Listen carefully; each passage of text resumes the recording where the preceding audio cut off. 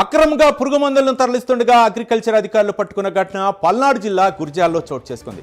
Wear కంపెనీకి చెందిన 120 పురుగుల మందుల బాక్సులను నవత ట్రాన్స్పోర్ట్లో తరలిస్తుండగా గుర్జాల ఏవో పట్టుకున్నారు. నవత ట్రాన్స్పోర్ట్లో నిర్వహించిన తనిఖీల్లో ఈ భాగోతం వెలుగులోకి వచ్చింది.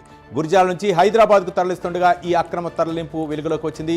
బత్తుల శ్రీనివాసరావు పేరుతో పెస్టిసైడ్స్ తరలిస్తున్నట్టుగా ఏవో పుల్లారెడ్డి తెలిపారు.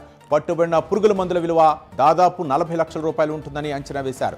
బత్తుల శ్రీనివాసరావు ఎవరనే దానిపై అధికారులు ఆరా తీస్తున్నారు. సమగ్ర విచారణ చేసి చర్యలు తీసుకుంటామని ఏవో తెలిపారు. మండల వ్యవసాయ అధికారి గురజాల ఈరోజు ఉదయం మన సాధారణ తనిఖీల్లో భాగంగా మేము ట్రాన్స్పోర్ట్ కార్యాలయాన్ని ఉదయం 8 గంటలకి ఇన్స్పెక్ట్ చేశాం సార్. ఇన్స్పెక్షన్ చేస్తే మనకి అక్కడ నటీవో అనే బేయర్ క్రాప్ సైన్స్ కంపెనీకి సంబంధించిన తెగులు మందు అక్కడ ఒక 120 బాక్సులు కనపడ్డాయి.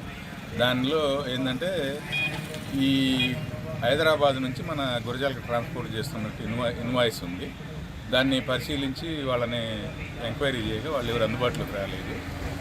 దీంతో మనం ఏంటంటే మన పై అధికారులకి